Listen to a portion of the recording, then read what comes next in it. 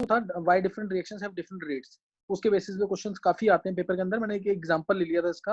Example क्या दिया था, H2 प्लस हाफ O2, जैसे ये रिएक्शन जो है H2 कोई भी रिएक्शन ले ले, कोई भी फ्यूल है, H2 plus half O2 gives H2O, delta G इस प्रोसेस का नेगेटिव है, तो नॉर्मल रूम टेम्परेचर पे रिएक्शन अपने आप हो क्यों नहीं जाती?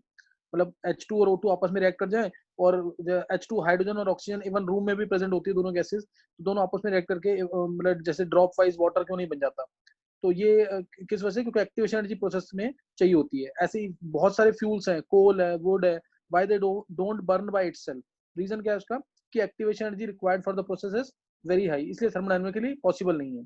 इवन मैंने एग्जांपल लिया कार्बन प्लस डायमंड, डायमंड की फॉर्म में लिया प्लस O2, इसका डेल्टा जी भी क्या है? इसका डेल्टा जी भी नेगेटिव है, गैस बन रहा है, CO2 गैस बन रही है, डेल्टा जी क्या है? नेगेटिव। तो ये प्रोसेस, ये एनसीईआरटी एग्जाम्पलर का क्वेश्चन भी है, एनसीईआरटी एग्जाम्पलर का क्वेश्चन भी है। Then why does this reaction does not occur by itself? अपने आप ही रिएक्शन क्यों नहीं हो जाती है? ये क्या कहते हैं, रूम टेम्परेचर पे फिजिबल क्यों नहीं रिएक्शन?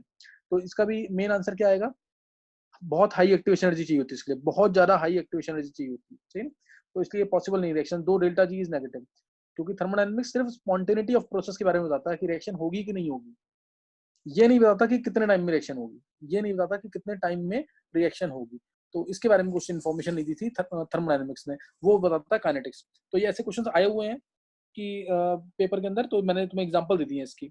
नेक्स्ट अब इसके अंदर जो हमें स्टडी करना है, अब नेक्स्ट टॉपिक नोट करेंगे। मेनली हमें इंस्टेंटेनियस रेट और अच्छा एक क्वेश्चन और इंपॉर्टेंट है जो मैंने डिस्कस कर लिया है, इंस्टेंटेनियस रेट और एवरेज रेट में क्या डिफरेंस है, ये भी क्वेश्चन आता है। ये मैंने बता दिया कि कैसे। अब बस मेरे को उन दोनों में डिफरेंशिएट करना है with the help of graphs. Instantaneous rate और एवरेज रेट में डिफरेंशिएट करना with the help of graphs, वो मैं भी डिस्कस करूंगा। उससे पहले एक चीज नोट कर लेंगे, उससे पहले एक चीज नोट करेंगे कि रिएक्शन का जो रेट है वो मेजर करने का तरीका क्या है। How to measure rate of reaction, clear? How to measure rate of reaction. तो measurement of rate of reaction मैं सिर्फ हिंट दूंगा इसके अंदर भी, क्योंकि न्यूमेरिकल्स में कई जगह मैं यूज करूंगा। Measurement of rate of reaction, measurement of rate of reaction,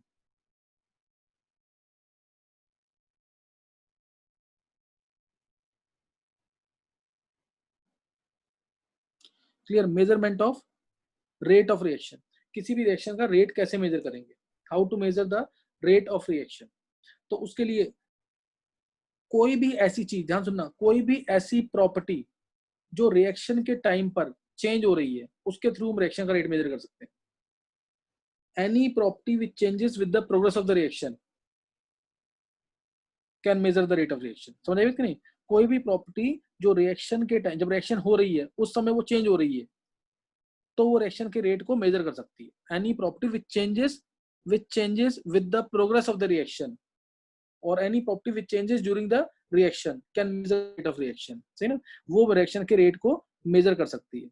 सही है? तो इसमें ये एक इंपॉर्टेंट पॉइंट है। अब तुम अगर सोच के बताओ कि कौन सी प्रॉपर्टीज हैं जो रिएक्शन के टाइम पर चेंज करती है, कौन सी प्रॉपर्टीज है। सपोज कोई भी रिएक्शन ली मैंने, से R gives P, sir state reactant gives product. अब कौन सी प्रॉपर्टीज हैं जो चेंज करेंगी ड्यूरिंग द रिएक्शन, कौन सी प्रॉपर्टीज हैं चेंज करेंगी ड्यूरिंग द रिएक्शन? तो सबसे पहला दिमाग में आएगा concentration of reactants and products. Concentration, we can measure the rate of reaction, we can measure the rate of reaction by change in concentration of reactants as well as product। तो पहला point क्या आ जाएगा? पहला point क्या आएगा? Change in concentration of reactants and products.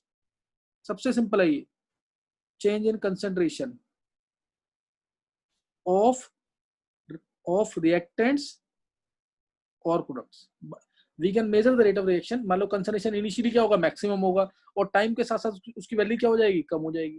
Time के साथ साथ उसकी वैल्यू क्या हो जाएगी? कम हो जाएगी। पहले कंसंट्रेशन था से 0.3, और रिएक्शन जब कुछ टाइम के बाद तुमने चेक किया तो वो आ गया 0.1, वो आ गया 0.1, और ये हुआ मान लो 10 सेकंड से 20 सेकंड के बीच में। तो तुम अब रेट मेजर कर सकते हो। रेट क्या होगा?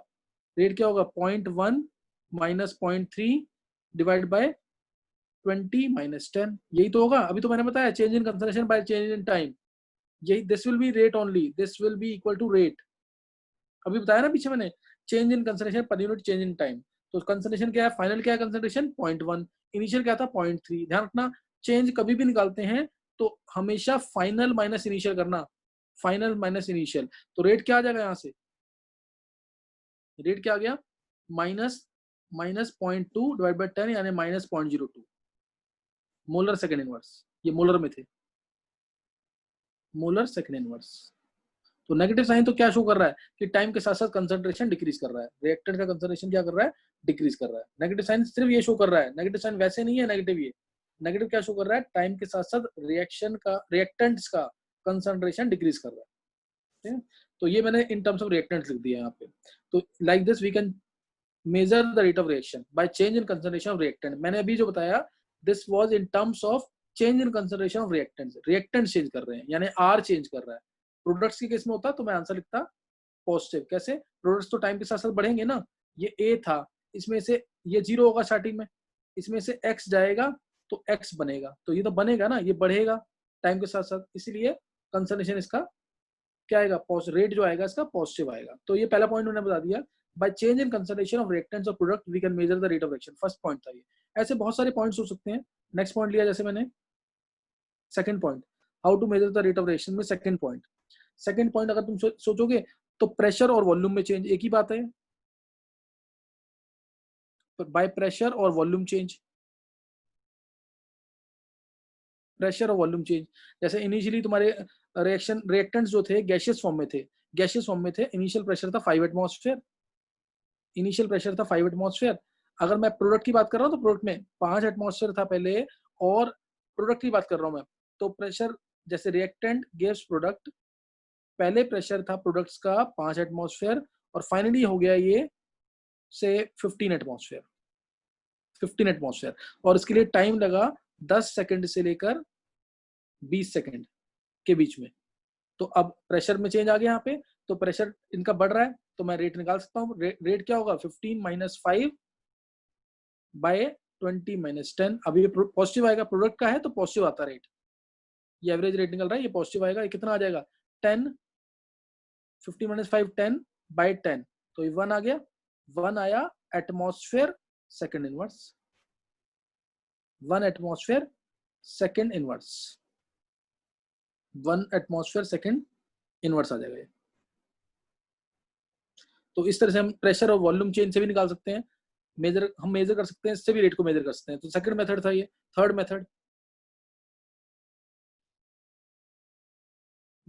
मेथड जैसे कोई भी अगर सोचे तो हाँ, कलर चेंज से, कलर चेंज, इससे भी हम रिएक्शन का रेट मेजर कर सकते हैं। मान लिया मैंने इसमें भी रिएक्टेंट प्रोडक्ट लिया, पहले रिएक्टेंट का कलर था से, रिएक्टेंट का कलर से ग्रीन था, ग्रीन कलर था, और प्रोडक्ट था, प्रोडक्ट में कुछ भी कोई कलर इनिशियली तो होगा नहीं क्योंकि प्रोडक्ट तो होगा ही नहीं स्टार्टिंग में।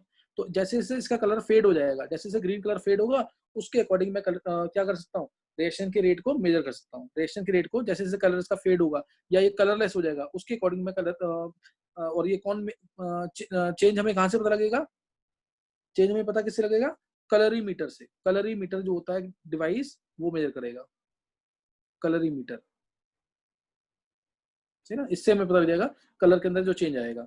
तो इस तरह से हम रिएक्शन के रेट को मेजर कर सकते हैं by colour change, by colour change, ठीक है ना, बाय कलर चेंज मेजर कर सकते हैं।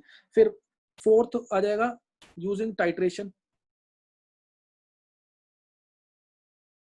टाइट्रेशन के थ्रू कलर को, टाइट्रेशन के थ्रू रिएक्शन के रेट को मेजर कर सकते हैं। ये हमने किया भी हुआ है, जैसे हमने डबल टाइट्रेशन पढ़ा, बैक टाइट्रेशन पढ़ा, रेडॉक्स टाइट्रेशन पढ़ा, उसके अंदर हम क्या डालते हैं, इंडिकेटर डाल देते हैं। इंडिकेटर डालते हैं कि तुम्हें पता लग जाता है कि एसिड इस पॉइंट पे न्यूट्रलाइज हो सकता है, हो चुका है, एसिड इस पॉइंट पे न्यूट्रलाइज हो चुका है। तो जितना टाइम लगा उसके अकॉर्डिंग हम रिएक्शन का रेट मेजर कर सकते हैं, उसके अकॉर्डिंग हम कंसंट्रेशन पता लग जाएगा हमें कि इस पॉइंट पे ये कंसंट्रेशन था एसिड का, ये मोल्स थे, इस पॉइंट पे ये मोल्स है, तो हमें इंडिकेटर ये इंडिकेट कर देगा और उससे हम रिएक्शन का रेट मेजर कर सकते हैं बाय टाइट्रेशन, टाइट्रेशन के थ्रू कर सकते हैं। और कोई पॉइंट इसमें और आ सकता है, हाँ, पीएच से, bye knowing pH, bye knowing pH. तो पीएच के थ्रू कैसे करेंगे, जैसे इनिशियली पीएच हमारा सॉल्यूशन का एसिडिक था, इनिशियली पीएच जो था सॉल्यूशन का, पीएच चेंज से, पीएच चेंज, इनिशियली रिएक्टेंट थे एसिडिक, ये एसिडिक थे, और टाइम के साथ साथ अपने आप ही ये न्यूट्रलाइज हो रहे हैं या बेसिक में कन्वर्ट हो रहे हैं, उसके अकॉर्डिंग हम रिएक्शन का रेट मेजर कर सकते हैं, उसके अकॉर्डिंग हम रिएक्शन का रेट मेजर कर सकते हैं bye knowing the change in pH. Change in pH के थ्रू भी हम रिएक्शन का रेट मेजर कर सकते हैं। फिर और और बस यही तरीके हैं। या फिर एक मैं तुम्हें बता चुका हूँ, by rotation of PPL, 6th factor, rotation of plane polarised light, ये भी मैंने बताया तुम्हें। सुक्रोज जो था वो क्या था, डेक्स्ट्रो था, और अपने आप ही ये किसमें कन्वर्ट हुआ हाइड्राइज होने के बाद, H2OH+ डालने पर, ये किसमें कन्वर्ट हुआ, ग्लूकोज में प्लस फ्रक्टोज में। नेट क्या बना इन दोनों का, लीवो बना। नेट क्या बना, लीवो। तो जैसे जैसे सुक्रोज जो है हाइड्राइज होने के बाद डेक्स्ट्रो से लीवो में कन्वर्ट होगा, तो हमें पता लग जाएगा कि ये हाइड्राइज हो रहा है और रिएक्शन का ये अपने आप खत्म हो रहा है, और हम उसके अकॉर्डिंग रिएक्शन का रेट मेजर कर सकते हैं। तो अभी ये मैं एग्जांपल भी दे चुका हूँ, by rotation of PPL. By rotation of PPL, PPL means plane polarised light, PPL means plane polarised light.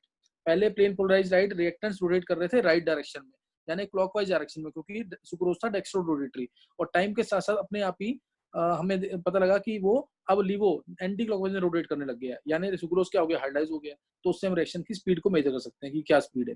तो ये फैक्टर्स है जिसके थ्रू हम रिएक्शन का रेट जो है मेजर कर सकते हैं। ये इन तरीकों से हम रिएक्शन का रेट, और भी बहुत सारे तरीके हैं जिससे मेजर कर सकते हैं।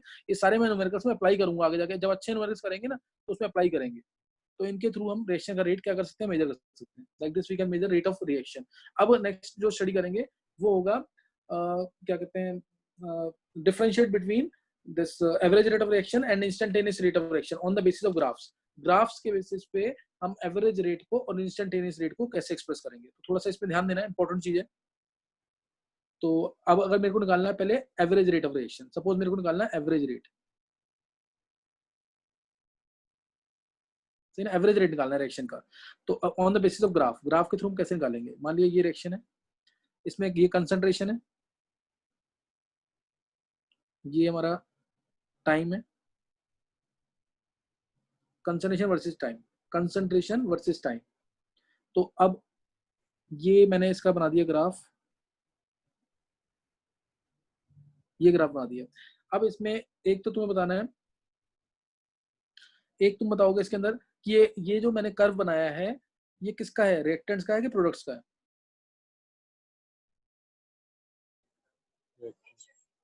बोलो।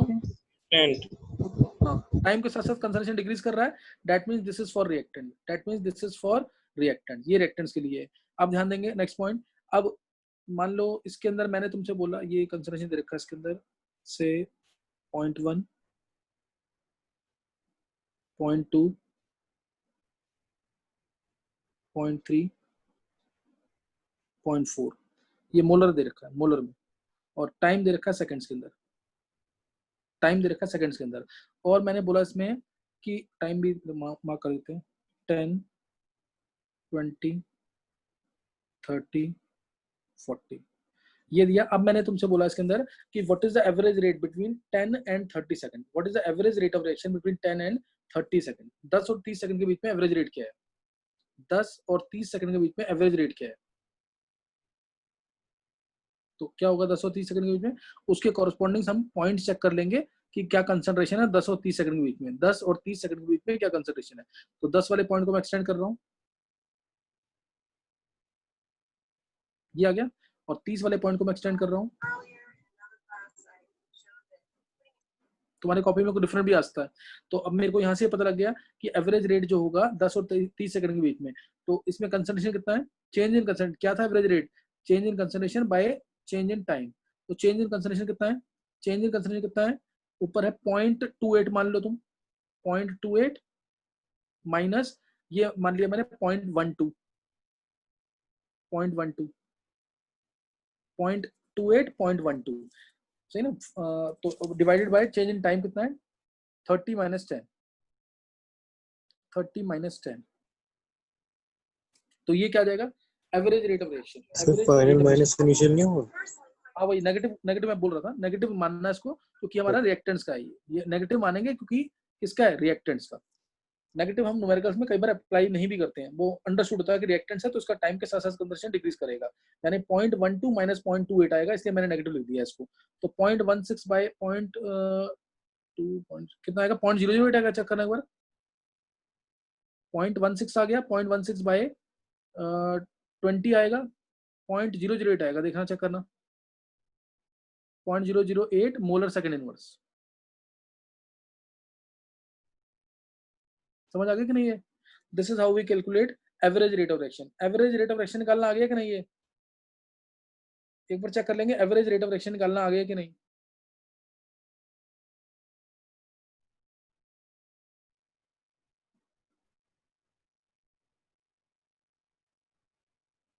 एवरेज रेट ऑफ रिएक्शन निकालना आ गया कि नहीं? Yes, sir. sir. अब नेक्स्ट जो है वो इंपॉर्टेंट है। एवरेज रेट मैंने निकाल लिया। This is how we calculate average rate of reaction. Average rate of reaction इस तरह से निकालेंगे हम, change in concentration per unit change in time. Change in concentration क्या है हमारा, ध्यान देंगे इधर। चेंज इन कंसंट्रेशन क्या है, ये चीज है, ये चेंज इन कंसंट्रेशन है। पर यूनिट चेंज इन टाइम, ये है पर यूनिट चेंज इन टाइम, ये पर यूनिट चेंज इन टाइम है, सही ना, पर यूनिट चेंज इन टाइम। बात समझ आ गई कि नहीं है? ये dx है हमारा, this is dx, this is dt, ये निकाला मैंने। और इसको मैं क्या tan थीटा बोल सकता हूँ? इसको मैं tan थीटा बोल सकता हूँ कि नहीं? स्लोप क्या होता है, ग्रेडियंट क्या होता है? स्लोप यही तो होगा इसका, p upon b, perpendicular upon base. और ये क्या होता है, tan थीटा। समझ आ गया कि नहीं है? Change in concentration per unit change in time, इसको हम tan थीटा बोल सकते हैं। किसी को डाउट तो नहीं कोई? चलो ये आ गया, नेक्स्ट नोट करेंगे आगे। इंस्टेंटेनियस रेट, वो ज्यादा इंपॉर्टेंट है। इसमें ना एक्चुअल में ये टर्म थी, ये जो कर्व था ये ऐसे था। अब मान लो मैंने तुमसे कहा कि टाइम को डिक्रीज कर दो, मैंने तुमसे बोला अगर 20 से 30 के बीच में निकालना है तुम्हें, 20 से 30 के बीच में निकालना है अगर तुम्हें एवरेज रेट, तो ये जो लाइन है ये बिल्कुल टेंजेंट की फॉर्म में आने लग जाएगी कि नहीं? 20 से 30 के बीच में, ध्यान देना, 20 से 30, ये 20 पॉइंट है, 20 से 30 के बीच में ये कुछ टेंजेंट की फॉर्म में आ रही है कि नहीं लाइन? अगर मैं इस 20 से 30 इस लाइन को या इस टाइम को मैं डिक्रीज करता रहूं, तो एक बार डिक्रीज किया तो ये हो गया, फिर डिक्रीज किया ये हो गया, एक इंस्टेंट ऐसा आएगा जब ये इसके ऊपर टेंजेंट बन जाएगा। वो कब बनेगा टेंजेंट? वो कब बनेगा? जब वो इंस्टेंटेनियस रेट होगा। इंस्टेंटेनियस रेट हमें पता लगता है टेंजेंट टू द कर्व से, जो मैं बता रहा हूँ instantaneous rate. Instantaneous rate note करेंगे अब।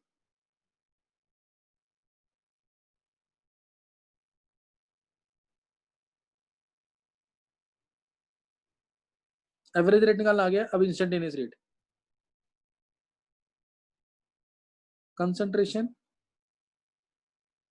वर्सेस टाइम, कर्व बना दिया, ये कर्व जाएगा ऐसे। मान लो ये भी पॉइंट दे रखे हैं,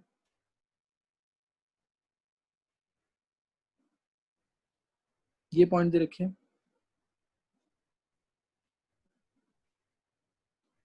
अब मैंने बोला 10, 20, 30, 40। अब मैंने बोला तुमसे इंस्टेंटेनियस रेट तुम्हें निकालना है। क्या निकालना है? इंस्टेंटेनियस रेट से निकालना है तुम्हें 20th सेकंड पे इंस्टेंटेनियस रेट क्या है, 20th सेकंड पे निकालना है इंस्टेंटेनियस रेट। तो 20th सेकंड पे निकालना है, तो 20th सेकंड के कोरस्पॉन्डिंग तो पॉइंट लोगे यहाँ पे, ये आ गया, ये आ गया 20th सेकंड। तो इस पॉइंट पे हम ड्रॉ करेंगे टेंजेंट, इस पॉइंट पे क्या ड्रॉ करेंगे? टेंजेंट ड्रॉ करेंगे, है ना। इस पॉइंट पे क्या ड्रॉ करेंगे? टेंजेंट ड्रॉ करेंगे। और tangent to this curve will give the instantaneous rate. तो इस पे टेंजेंट ड्रॉ कर देंगे ऐसे, समझ रहे? नाउ टेंजेंट, ये प्रॉपर्ली ड्रॉ करना। Now tangent to this curve will give the instantaneous rate. इस पॉइंट पे जो टेंजेंट ड्रॉ किया मैंने, वो अब इस पे कोई भी राइट एंगल ट्रायंगल ले लेंगे, ये dx हो गया, ये dt हो गया, कोई भी राइट एंगल ट्रायंगल ले लेंगे, ये dx हो गया, dt हो गया, this will give the instantaneous rate. तो इंस्टेंटेनियस रेट कैसे पता लगेगा? इंस्टेंटेनियस रेट कैसे पता लगेगा? Tangent to the curve will give the instantaneous rate, tangent to the curve will give the instantaneous rate. और मान लिया ये एंगल अगर थीटा है, ध्यान देंगे, अगर ये एंगल अगर थीटा है, ये एंगल अगर थीटा है, then what will be the instantaneous rate? तो क्या होगा इंस्टेंटेनियस रेट?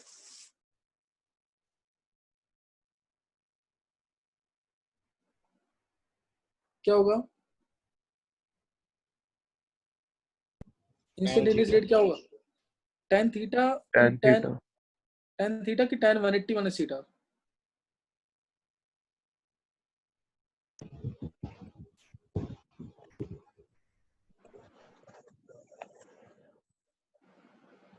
अच्छा ये होता क्या है दोनों में?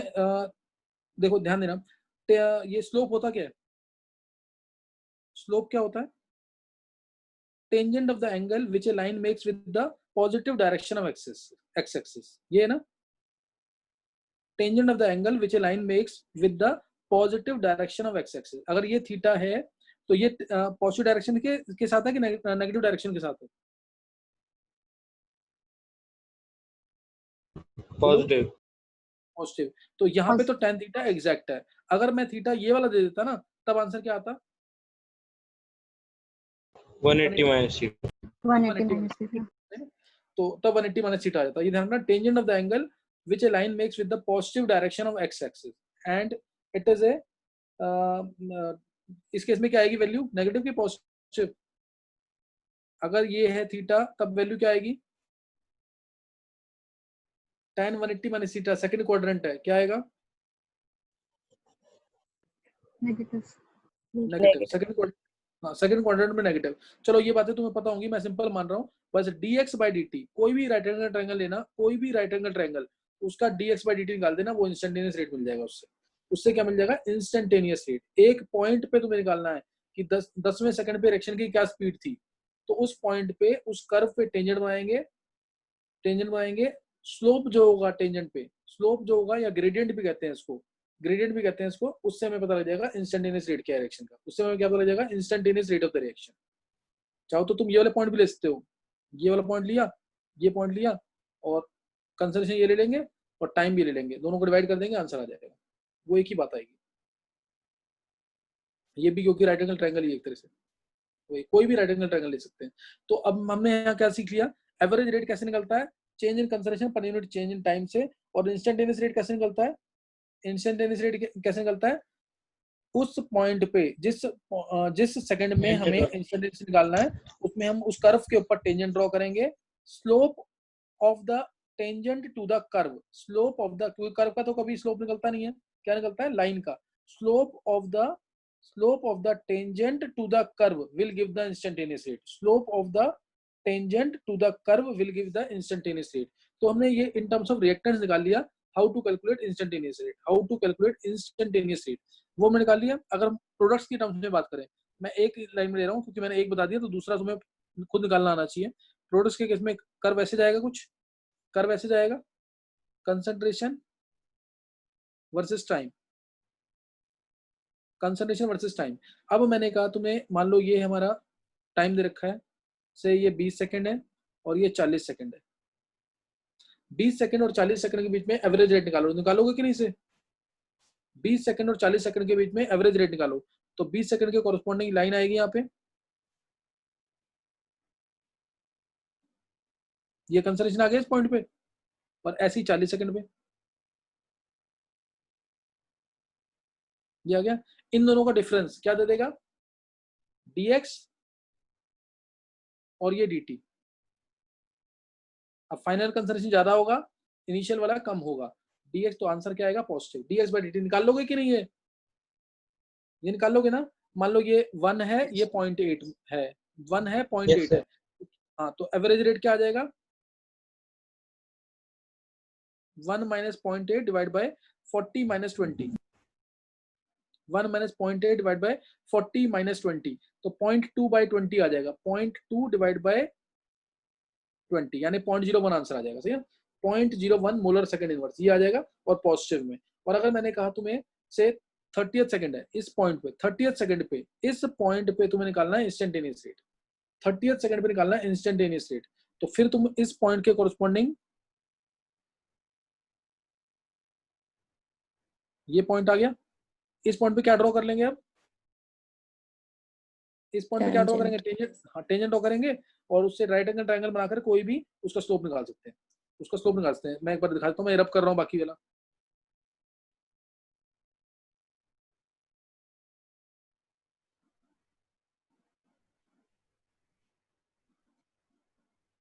तो अब इस पॉइंट पे क्या करेंगे, हम टेंजेंट ड्रॉ करेंगे इस कर्व पे।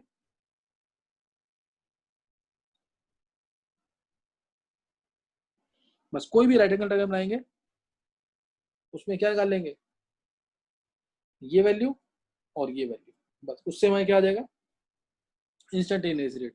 तो समझ आ गया कैसे निकालना है इंस्टेंटेनियस रेट और एवरेज रेट। ये दोनों बता दिया मैंने, how to calculate instantaneous rate and average rate in terms of reactants as well as products, in terms of reactants as well as products.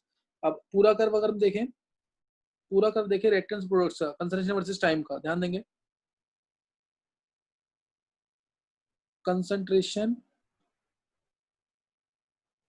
Versus time, concentration versus time. Time के साथ साथ reactant का concentration क्या करेगा, decrease, ये decrease कर रहा है। प्रोडक्ट्स का क्या करेगा, प्रोडक्ट्स का क्या करेगा, इंक्रीज, ये इंक्रीज कर रहा है। ये रिएक्टेंट है, ये प्रोडक्ट है। रिएक्शन में एक ही रिएक्टेंट माना है मैंने और एक ही प्रोडक्ट माना है। कई बार दो भी होते हैं प्रोडक्ट, अगर प्रोडक्ट दो हैं तो मैं एक कर्व और ड्रॉ करूंगा ऐसे, इस तरीके से दो भी बन सकते हैं। तो अभी एक ही मान रहा हूं मैं, इसलिए एक ही ले रहा हूं मैं, दूसरा रब कर रहा हूं। तो ये ध्यान देंगे, रिएक्टेंट और प्रोडक्ट, रिएक्टेंट प्रोडक्ट, ये आ गया। अब इसमें मैंने तुमसे बोला अगर चलो इसी में बताना है, इसमें इक्विलिब्रियम पॉइंट कौन सा है, इस रिएक्शन के अंदर इक्विलिब्रियम पॉइंट कौन सा है, intersection point, intersection point, equilibrium point, ये वाला देखेंगे, ये है। किसी को कोई डाउट तो नहीं है इसमें, किसी को कोई डाउट तो नहीं है? सर इन्फिनिटी टाइम वाले पॉइंट होगा। हाँ, तो दक्ष थोड़ा जल्दी बोला करना, इतना टाइम क्यों लगाता है। ध्यान देंगे इधर, ये दक्ष ने सही बोला अभी, ध्यान देना इधर कि ये वाला कभी हो ही नहीं सकता इंटरसेक्शन पॉइंट। ये मैंने तुम्हें 11th क्लास में भी कराया हुआ केमिकल इक्विलिब्रियम के अंदर। दिस पॉइंट जहां पे कंसंट्रेशन क्या हो रहा है, कांस्टेंट हो रहा है, वो होगा ना इक्विलिब्रियम पॉइंट। जब concentration of reactant and product do not show any change with time, that point is called as equilibrium point, उसे बोलेंगे इक्विलिब्रियम पॉइंट। और ये पॉइंट तो ऐसा है ना हर्षिल, ये पॉइंट तो ऐसा है, ये पॉइंट ऐसा है जब रिएक्टेंट का और प्रोडक्ट का कंसंट्रेशन क्या हो रहा है, कंसंट्रेशन इक्वल होना, यस इक्वल हो रहा है। सिर्फ ये तो न्यूमेरिकल्स में हम यूज करेंगे इसको तो मैं न्यूमेरिकल्स में यूज करूंगा। ये पॉइंट याद रखना, भूलना नहीं, ये भी पॉइंट इंपॉर्टेंट है। इस पॉइंट पे रिएक्टेंट का कंसंट्रेशन और प्रोडक्ट का कंसंट्रेशन क्या हो रहा है, इक्वल हो रहा है। जब प्रोडक्ट का कंसंट्रेशन रिएक्टेंट के इक्वल होता है, क्या हम उसको इक्विलिब्रियम पॉइंट बोलते हैं? हम बोलते हैं equilibrium point is that point at which concentration of reactant and product becomes constant, जब वो कांस्टेंट हो जाए and do not show any change with respect to time, वो होगा। तो ध्यान रखना इस चीज का। हम रिएक्शन का काइनेटिक्स कब स्टडी करते हैं, हम इस पॉइंट तक यानी यहां तक ध्यान देंगे, इधर तक और इधर तक, क्योंकि इधर तक ही तो क्या हो रहा है, इधर तक क्या हो रहा है, कंसंट्रेशन चेंज कर रहा है कि नहीं। इन्हीं पॉइंट्स में तो जहां मैंने शो किया कंसंट्रेशन चेंज कर रहा है, उसके बाद तो कंसंट्रेशन क्या हो गया, कांस्टेंट, उसके बाद तो कंसंट्रेशन क्या हो गया, कांस्टेंट। तो तब थोड़ी यहाँ पे आ गया हमारा इक्विलिब्रियम वाला चैप्टर, यहाँ पे इक्विलिब्रियम वाला चैप्टर आ गया। और इससे पहले क्या चल रहा है, काइनेटिक्स वाला चैप्टर। नहीं समझ रही बात, ये काइनेटिक्स चल रहा है। यहाँ इसी पॉइंट के बीच में हम स्टडी करेंगे रिएक्शन का काइनेटिक्स यानी स्पीड, और उसके बाद तो क्या आ गया, इक्विलिब्रियम। तो उस पॉइंट पे इक्विलिब्रियम चैप्टर जो 11th क्लास में पढ़ा है वो स्टडी करते हैं, समझ गए कि नहीं है। तो ये ध्यान रखना चीज का, तो मैंने बताया यहाँ पे रिएक्टेंट कंसंट्रेशन, प्रोडक्ट का कंसंट्रेशन, तो इस तरीके से वेरी करता है। और जिस पॉइंट पे कांस्टेंट हो जाएगा, that point is called as equilibrium point, that point is called as equilibrium point. तो यहाँ पे खत्म हो गया। नेक्स्ट टॉपिक आ गया हमारा, नेक्स्ट टॉपिक आ गया how to express the rate of reaction, how to express the rate of reaction, बहुत important numerical point of view से।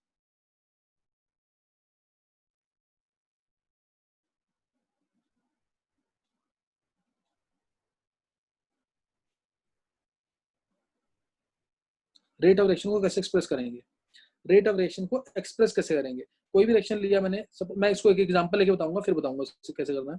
N2 + 3H2 gives 2NH3, N2 + 3H2 gives 2NH3। इस reaction का मेरे को अगर रेट एक्सप्रेस करना है, how to express the rate of, rate express करना है तो मैं लिखूंगा rate of this reaction will be equal to, ध्यान देंगे, माइनस d/dt of N2 का कंसंट्रेशन इज इक्वल टू -1/3 डी/dt ऑफ H2 का कंसंट्रेशन इज इक्वल टू +1/2 डी/dt ऑफ NH3 का कंसंट्रेशन।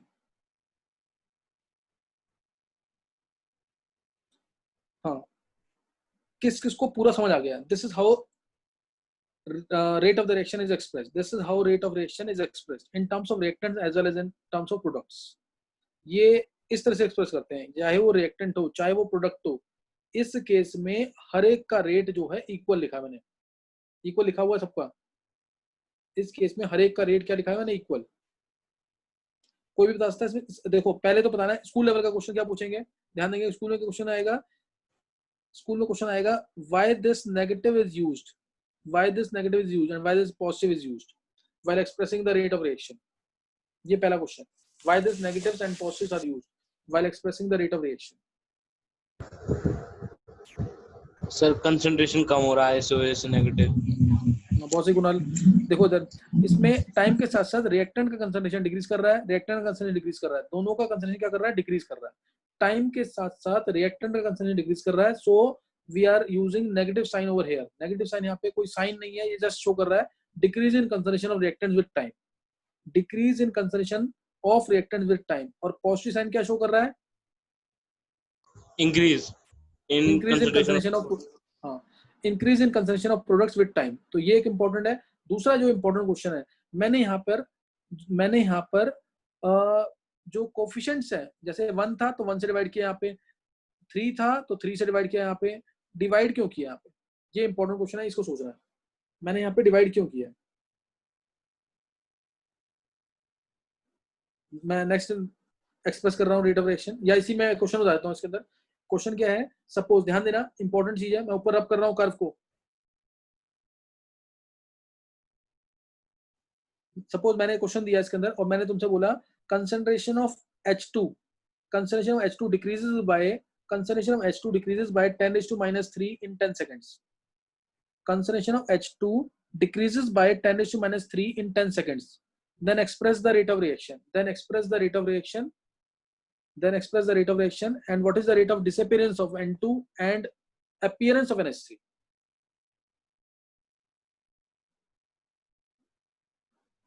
ध्यान देंगे इधर। मैंने बोला concentration of H2 decreases by 10⁻³ molar in 10 seconds. Then what is the क्या बोला मैं? Rate of reaction. What is the rate of reaction?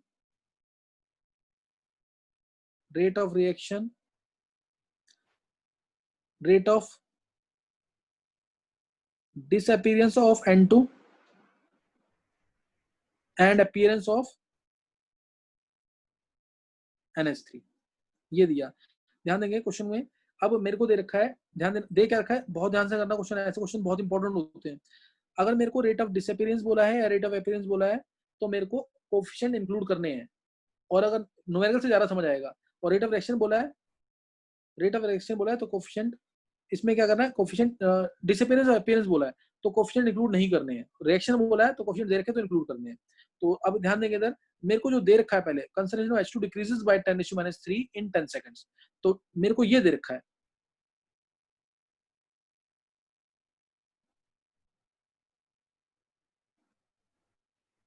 In 10 seconds, तो बाय 10। तो ये दे रखा है 10⁻⁴ मोलर सेकंड इनवर्स। किसी को कोई डाउट इसमें? मेरे को ये वाली टर्म दे रखी है, ध्यान देंगे। मेरे को कौन सी टर्म दे रखी है मैं बता रहा हूं तुम्हें दोबारा।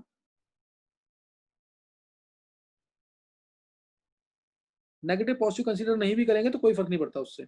मेरे को जो दे रखा है वो ये वाली टर्म दे रखी है, मैं लिख रहा हूँ, शो कर रहा हूँ, ये टर्म दे रखी है। तो रेट क्या होगा?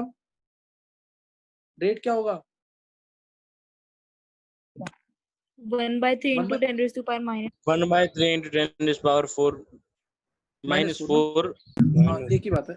3.33 into 10⁻⁵ मोलर सेकंड इनवर्स। ये हमेशा मोलर सेकंड इनवर्स में होगा, ये ध्यान रखना हमेशा। मोलर की में रिप्रेजेंट करते हैं, मोलर सेकंड इनवर्स में। तो इसमें किसी को कोई डाउट नहीं होगा। सही है, इसमें किसी को कोई डाउट नहीं होगा। दूसरा क्वेश्चन मैंने बोला what is the rate of disappearance of N2, यानी ये पूछा हुआ है, तो ये भी निकाल लोगे कि नहीं? What is the rate of disappearance of N2, यही सेम होगा कि नहीं, क्योंकि रेट के इक्वल है, यस सर, सेम होगा। सेम चीज होगा। This is equal to rate of disappearance of N2 also. और मैंने तीसरा पूछा what is the rate of appearance of NH3, उसके लिए क्या करेंगे? 2 से मल्टीप्लाई कर देंगे। हाँ, जो भी ये आंसर आएगा उसको 2 से मल्टीप्लाई कर देंगे। ये कर लोगे ना? जो नेक्स्ट पूछा हुआ है वो d by dt of NH3 पूछा हुआ मेरे को, वो क्या हो जाएगा? 2 by 3 of d by dt of H2। ये कर लोगे न्यूमेरिकल के नहीं? Yes, sir. हो जाएगा ना? नेक्स्ट नोट करना है आगे। नेक्स्ट, अब एक लाइन पहले तो सुन लेंगे कि अगर वाटर है एक्वस सॉल्यूशन के अंदर, ये याद कर लेना, नोट इंपॉर्टेंट नोट है, एक्वस मीडियम में rate of reaction is not expressed in terms of concentration change of water. Rate of reaction is not expressed in terms of concentration change of water in aqueous solution। क्यों होगा ऐसा? ये क्यों होगा? Why rate of reaction is not expressed in terms of concentration change of water in aqueous solution? क्योंकि हमें पता है सबको concentration of water it is very large, it is a very big value, that is 55.56 molar, और इसमें change जो आएगा वो बहुत कम होगा, यानी हम इसको हमेशा क्या मानेंगे? 55.56 मोलर ही मानेंगे। समझे कि नहीं? Because water is present in large amount, water is present in excess and it's concentration change will be negligible in aqueous solution. तो ये लाइन इसके अंदर ध्यान रखनी है, ये लाइन इसके अंदर ध्यान रखनी है, सही ना? तो ये इंपॉर्टेंट लाइन है, ध्यान रखना इसके अंदर। नेक्स्ट नोट करना। अच्छा, अभी आगे क्लास कंटिन्यू करनी है एक और? सर इसका रीजन क्या बताया था आपने अभी? Because concentration of H2O is very large and change in concentration of water is very less, it will be negligible. यानी अगर मान ले इसमें से 0.01 मोलर गया तो कोई फर्क तो पड़ेगा नहीं, 55.56 ही रहेगा ना, because water is present in excess, सही ना? वाटर एक्सेस में प्रेजेंट है, इसलिए। समझ आ गई बात कि नहीं है? Yes sir. और हेट्रोजेनस रिएक्शंस के केस में हम मोल्स के कंसंट्रेशन ही लिखते हैं, मोल्स लिखते हैं, ये ध्यान रखना, ये इंपॉर्टेंट लाइन है। ये भी टाइम खत्म हो जाएगा इसलिए मैं बोल रहा हूँ तुम्हें। अच्छा, नेक्स्ट क्लास कंटिन्यू करनी है क्या?